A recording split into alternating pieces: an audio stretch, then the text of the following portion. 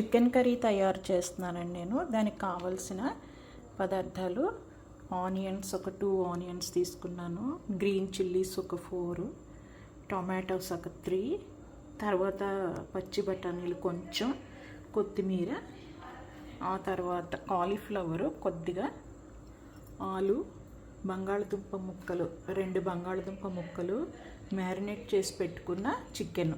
దీనిలో కొంచెం పెరుగు, ఉప్పు, కారం, పసుపు వేసానండి. అల్లం వెల్లుల్లి పేస్ట్తో మార్నింగే మ్యారినేట్ చేసి పెట్టేసుకున్నాను. తర్వాత లవంగాలు ఒక 4-5, యాలకులు మీకు ఇష్టమైతే 4, అనార్చి పువ్వు 1, ఒక్క దాల్చిన చెక్క ముక్క, తర్వాత జాపత్రి చిన్న మొగ్గ, అంతేనండి. ఆయిల్ వేడెక్కాక కొంచెం జింజర్ గార్లిక్ పేస్ట్ అండి, తర్వాత కరివేపాకు,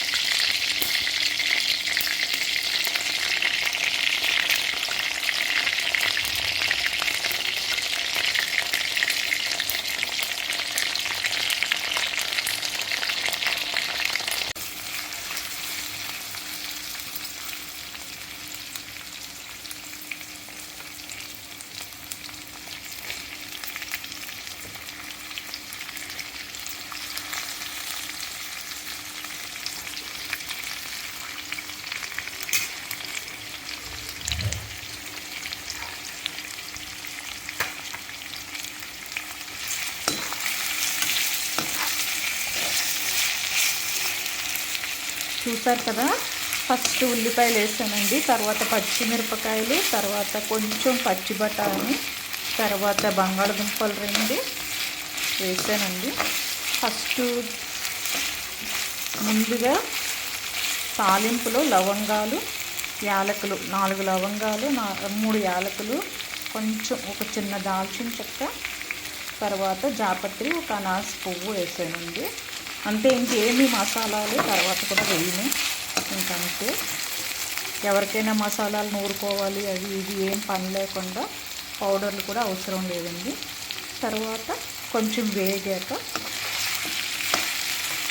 కాలీఫ్లవర్ వేసేస్తాను.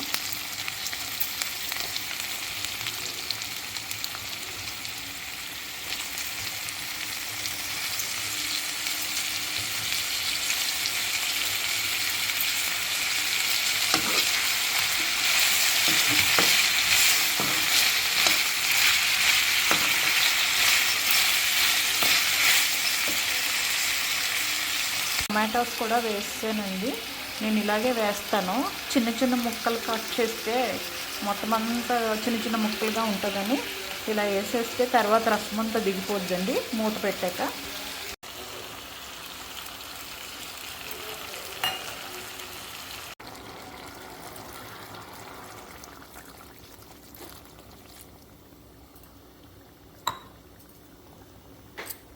ఒక 10 మినిట్స్ సిమ్లో పెట్టుకుందామండి.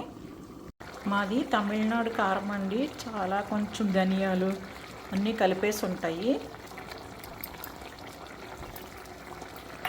ధనియాలు, కందిపప్పు, కొంచెం జీలకర్ర, సోంపు అన్నీ కలిపేసి ఉంటుందండి, అందుకే తెల్లగా ఉంది కారము.